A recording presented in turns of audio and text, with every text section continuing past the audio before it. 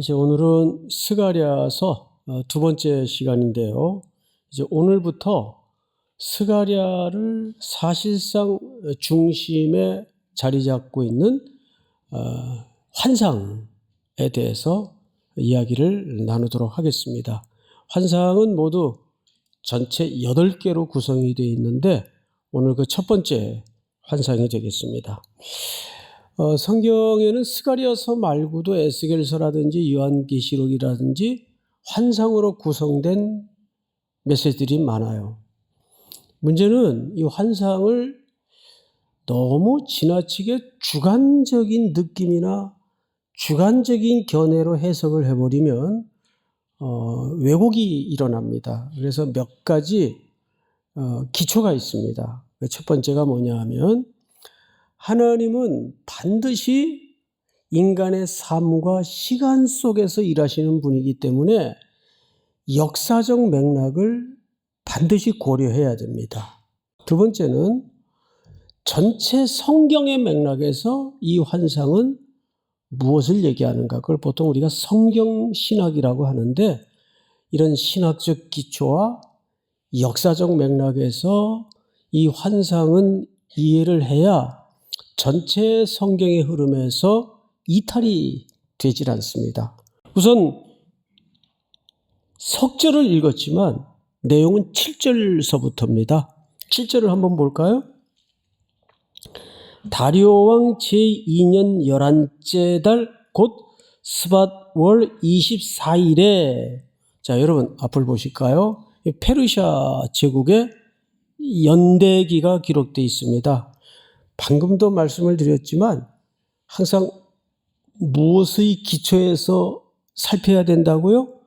역사적 맥락에서 살펴야 된다고요.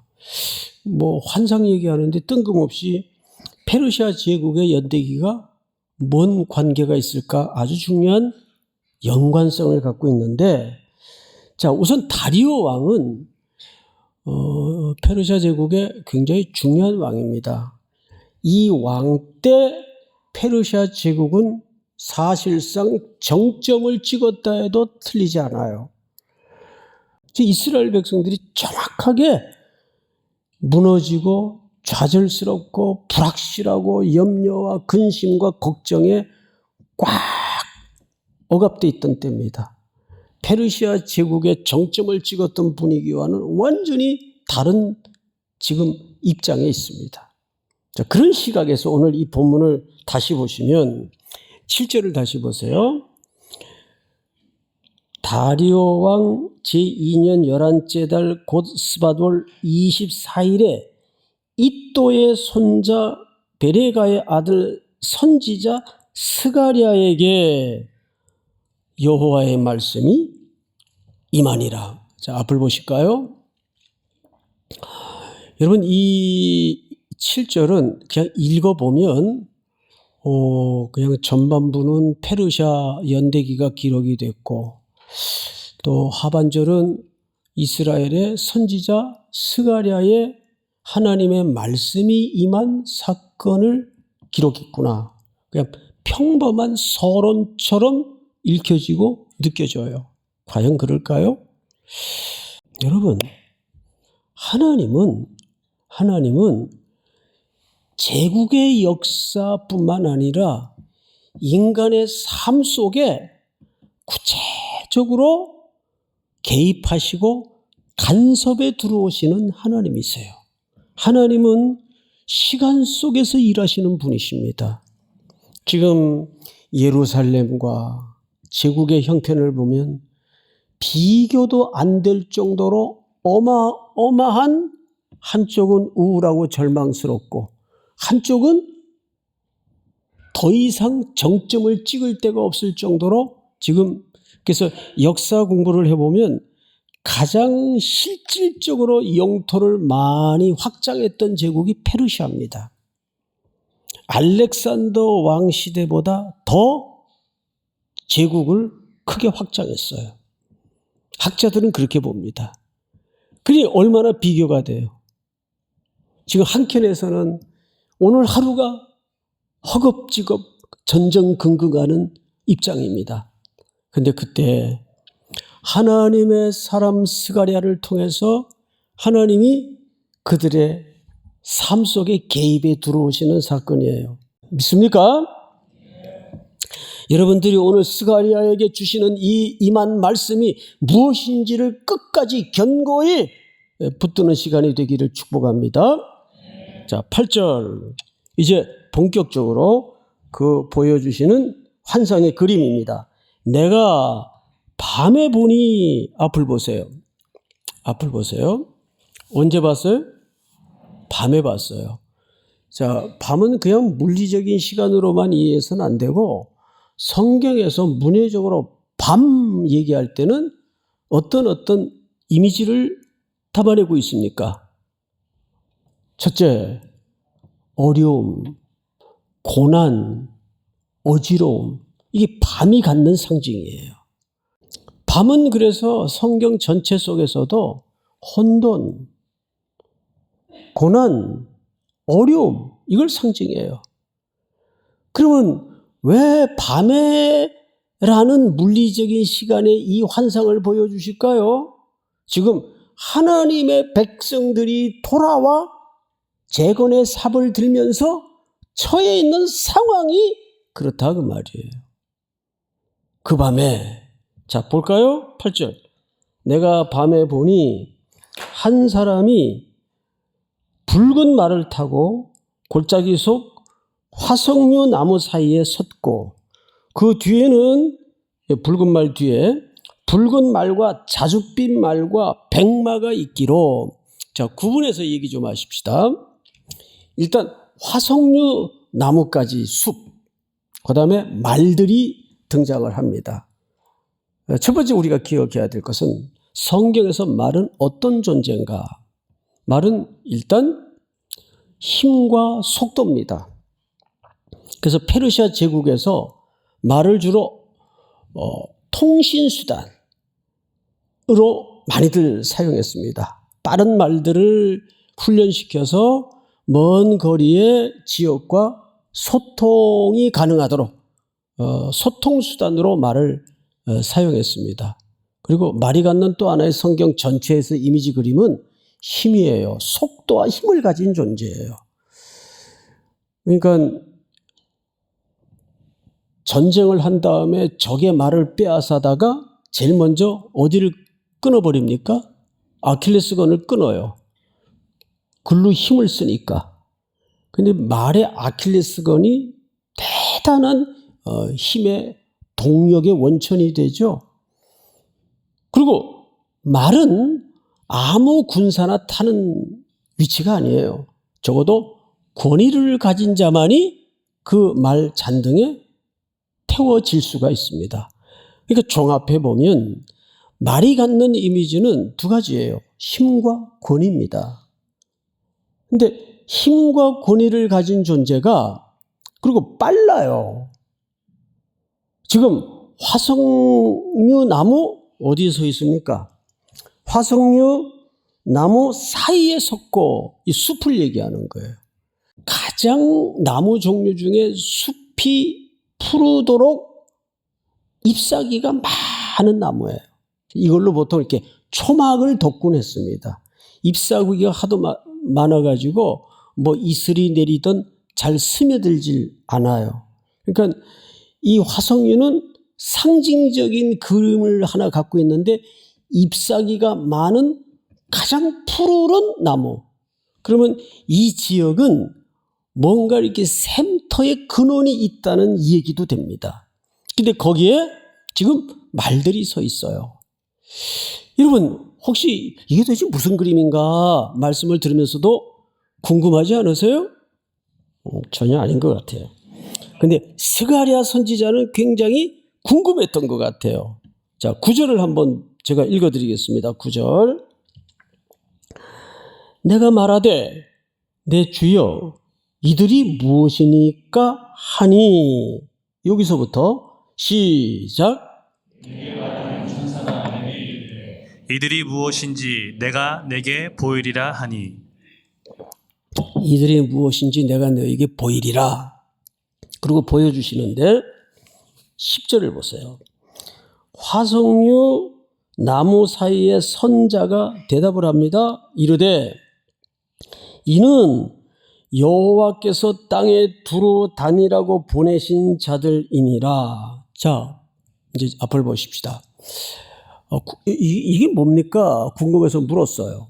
근데 거기서 대답이 들려오기를 하늘에서 땅을 두루 살피라고 보낸 자들이니라 그랬어요. 그러니까 어쨌든 천상적 존재예요. 이 존재는 하늘의 순찰자들입니다. 하나님께로부터 보내어진 이 땅을 살피도록 허락받은, 하나님께로부터 권위를 부여받은 순찰자들이에요. 성경이 그렇게 얘기하죠. 자, 그런데 이들이 이제 그러면 당연히 하나님의 명령을 받아서 땅의 모든 형편을 두루 살피고 돌아왔겠죠. 복을 합니다. 복을 보세요. 11절. 사이에선 여호와의 천사에게 말하되 우리가 땅에 두루 다녀보니 온 땅이 평안하고 조용하더이다 하더라. 네, 보고를 하는데 결과가 온 땅이 평안하고 그 다음에 뭐예요? 조용하더라, 고요하더라 그 말이에요. 아주 보고가 긍정적이죠. 자, 그런데 겉으로 고요하고 평안하게 보이는데 그 평안의 밑바닥 속에는 약자의 피눈물이 신음조차 하지 못하고 부글부글 끓는, 언젠가 터질지 모르는 그런 고요, 이런 것들이죠. 그래서 당장 보세요. 다음 절 12절을 제가 읽겠습니다. 여호와의 천사가 대답하여 이르되 만군의 여호와여, 여호와께서 언제까지 예루살렘과 유다 성읍들을 불쌍히 여기지 아니하시려나이까. 정확히 이 평안의 정체가 들통이 나죠. 제국은 힘으로, 규모로, 세상의 논리로 이스라엘을 제압하고 끼고 누르고 통치하고 있지만 그들은 지금 견딜 수 없는 마지막 숨이 차오를 정도의 언덕바지에 있는 거예요. 그래서 뭐라고 얘기합니까? 언제까지 이들을 불쌍히 여기지 아니하시려나이까? 첫 번째 질문은 언제까지? 근데 여기서 저 이상한 게 하나 있어요. 이게 두 번째 물음인데, 지금 역사의 시점은 이들이 이미 포로에서 해방돼 가지고 돌아왔어요, 안 돌아왔어요? 이미 돌아왔어요. 그리고 지금 어쨌거나 어려움은 있었지만 성전도 지금 공사를 다시 시작했고 공사가 진행되고 있어요. 또 한켠에 도시건설도, 황폐하여 무너졌던 도시건설도 한켠에서는 또 진행되고 있어요. 그런데 이게 무슨 소리예요? 언제까지 예루살렘과 유다 성읍들을 불쌍히 여기지 아니하시려 하나이까? 이를 노하신 지 몇 년이 되었나이다. 70년이 되었나이다. 그러니까 70년 지나서 이들을 하나님이 돌려보냈고 돌아와서 성전도 공사하고 지금 도시건설도 박차를 가하고 있어요. 힘은 들지만. 근데 이게 무슨 소리일까요? 여기에 바로 우리가 면밀하게 들여다봐야 될, 우리 적용해야 될 삶이 있어요. 성경은 어느 지점에서도 이 원리가 한 번도 빠지거나 흔들린 적이 없어요. 그게 뭐냐 하면 already, 이미와 not yet, 아직 사이에 우리가 끼어 있다는 겁니다. 이들은 돌아와 이제 본토에 정착을 하려고 지금 앉아 있지만, 그렇다고 모든 게 지금 완성된 겁니까? 지금도 진행 중입니까? 진행 중이란 말이에요. 똑같은 거예요. 우리가 어느 날 갑자기 예수 그리스도의 보배로운 피로 구속함을 입고 내가 하나님의 자녀라는 사실을 믿음으로 고백하게 되었어요.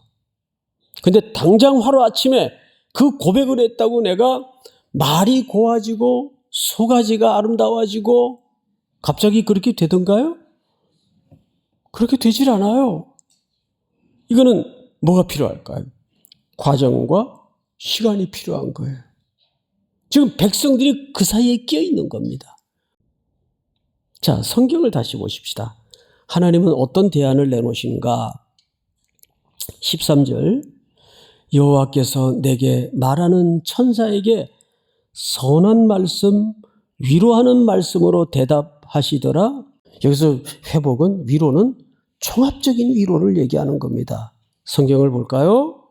14절 내게 말하는 천사가 내게 이르되 너는 외쳐 이르기를 만군의 여호와의 말씀에 내가 예루살렘을 위하여 시온을 위하여 크게 뭐하여 질투하며. 그래서 질투. 자, 앞을 보십시다. 하나님의 질투. 여러분, 질투라는 감정은 기본적으로 뭘 전제하지 않으면 불가능할까요? 예, 많이 해보셨군요. 예, 맞습니다. 사랑이 전제되지 않는 질투는 불가능합니다. 그런데 하나님에게는 이 사랑이라는 기초적 감정에다가 여호와의 열심과 여호와의 헌신이 겹쳐져 있어요. 어느 정도 열심이세요? 언약한 것을 이루시기 위해서 아들을 이 땅에 보내시어 십자가에 내어주기까지. 그분은 그분의 언약에 대해서 성실하시고 일관성을 가지셔서 우리를 궁극적인 위로로 회복해내고야만은 질투하시는 하나님이세요. 그럼 이 단어가 갑자기 왜 튀어나왔을까? 그 다음 절을 잘 보세요. 15절. 안일한 여러 나라들 때문에, 자, 안일한 여러 나라들이라는 것은 방금 전 하늘의 순찰대가 땅을 순찰하고 와서 보고한 내용이 뭐죠? 평안하고 고요합디다. 제국의 논리로, 제국의 힘으로 모든 세상을 평정하고 이제 배부르다, 안연하다, 그 얘기를 하는 거예요. 자, 보세요. 안일한 여러 나라들 때문에 힘이 진노하나니 나는 조금 노하였거늘 그들은 힘을 내어 고난을 더하였음이니라. 이게 무슨 얘기냐면 좀 풀어서 설명을 드릴게요. 이런 얘기예요. 이 제국주의자들이 내가 내 사랑하는 백성 유다와 이스라엘을 바벨론의 아수르의 고난의 역사 속에 던져 넣을 때는 그들이 거기서 완전히 진멸되고 죽어 없어지기를 열망해서 한 것이 아니고 조금 혼낸 다음에 다시 회복하려고 시한을 둔 것뿐인데 70년이라는 시한을 정한 것뿐인데 잘못 알아듣고 하나님의 짝대기와 하나님의 도구에 불과한 이 제국주의자들이 하나님이 질투하도록 사랑하는 하나님의 백성들을 내가 벌한 그 벌의 수치보다 몇 배나 더 가혹하게 고난을 얹더라 그 말이에요. 고난을 주더라 그 말이에요. 그래서 하나님이 화가 난 거예요. 그리고 이렇게 얘기해요. 16절. 그러므로 여호와가 이처럼 말하노라 내가 불쌍히 여김으로 예루살렘에 돌아왔은즉. 그러고 보니까 누가 돌아와 있어요? 하나님이 예루살렘에 돌아와 있어요. 여러분, 구원은 두 가지입니다. 첫째는 하나님이 내 형편에 대해서, 내 삶의 문제에 대해서 스플랑크 니조마이, 불쌍히 여겨야 돼요. 구원은 여기서부터, 은혜는 여기서부터, 인생 해답은 여기서부터 시작이 됩니다. 스플랑크 니조마이라는 말은 창자가 경상도 말로 동갈이 나는 아픔, 창자가 끊어지는 아픔이다 그 말이에요. 누가? 하나님이, 예수님이 들판에 먹을 것 없이 해는 저물어 가는데 주저앉아 있는 백성들을 보고 민망히 여기사 그랬어요. 민망히라는 말은 뭐 이렇게 난처하다 부끄럽다 그런 정서적 개념이 아니고 창자가 끊어지는 아픔을 느끼고 먹을 것을 주어라. 여러분, 여기서 이들의 구원은 어떻게 시작이 됩니까? 여호와께서 불쌍히 여기심으로, 그리고 하나님이 먼저 돌아와 계셔요. 어디에? 예루살렘에. 믿습니까? 그래서 하나님이 먼저 돌아오셨어요. 이들에게, 이들을 기억하시고 이들을 찾으시고 스가랴 선지자를 통해서 말씀으로 찾아오셨어요. 왜? 선한 말씀으로 근본적인 위로를 하기 위해서. 마지막 절 볼까요? 이렇게 되어 있습니다. 아니, 16절 하반절에 보면 내가 불쌍히 여김으로 예루살렘에 돌아왔은즉 내 집이 그 가운데 건축되리니. 잘 보세요. 예루살렘 위에서 먹줄이 쳐지리라. 자, 여러분 앞을 보세요. 먹줄을 친다는 게 무슨 뜻이에요? 우리 건설 현장에서 이렇게 측량할 때 뭘로 칩니까? 먹줄로 쳐요. 이게 측량한다는 뜻입니다. 치수를 잰다 그 말이에요. 무슨 뜻입니까? 우리 예를 드는 거예요. 이거 실화가 아니에요. 여러분들의 설교에 대한 이해를 돕기 위해서 누가 명동에서 만나줘요. 왜요? 그래서 좀 목사님 봅시다. 명동에 나갔어요. 그랬더니 뭐지 양복점에 데리고 들어가요. 그런 사장님한테 우리 목사님 치수 좀 재주세요. 그러면 왜 재자 그러겠어요? 얼마나 자랐나 한번 재보려고? 이 키가 중학교 때 키예요. 얼마나 자랐나 그거 재보려고? 그 양복 한 벌 맞춰주겠다는 얘기 아니에요. 예? 물론 그럴 일은 없지만 예를 든 거예요. 저는 양복 입는 걸 너무 싫어해요. 이것도 주일이니까 지금 억지로 걸치고 있지. 이 넥타이 매는 게 참 부담스러워요. 자, 마찬가지예요. 하나님께서 측량을 한다는 것은 무슨 뜻입니까? 이건 내가 짓고 내가 회복하겠다 그 말이에요. 할렐루야. 요한계시록에도 보면 마지막에 성전을 측량하라 그랬어요. 측량하라. 그건 무슨 뜻입니까? 하나님이 이거 완성하겠다 그 말이에요. 할렐루야. 하나님께서 우리의 삶의 시시콜콜한 모든 사연과 복잡한 문제에서부터 하나님이 줄자로 먹줄로 측량하고 계십니다. 믿습니까? 네. 그 회복하시는 하나님, 그 하나님을 믿어야죠. 마지막으로 17절 큰 소리로 같이 읽습니다. 시작. 그가 다시 외쳐 이르기를 만군의 여호와의 말씀에 나의 성읍들이 넘치도록 다시 풍부할 것이라. 여호와가 다시 시온을 위로하며 다시 예루살렘을 택하리라 하라 하니라. 다시 모두 몇 번 나왔어요? 4번 나왔어요. 4는 땅의 숫자입니다. 하나님께서 이 땅에 현실적으로 고난과 아픔 속에 눈물 속에 힘겨워하는 인생들을 향해서 온전히 자기 백성을 회복하시고 측량하시어 그분이 이루시겠다는 약속입니다. 믿습니까? 스가랴 선지자의 이름 뜻이 뭐예요? 여호와께서 기억하신다. 내가 다시 건축할 것이다. 다시 지을 것이다. 오늘 말씀의 제목이 뭐예요? 다시 기억하시는 하나님. 할렐루야. 또 이 말씀 붙들고 한 주 잘 감당하시는 큰 용기와 믿음의 결단이 있기를 축복합니다.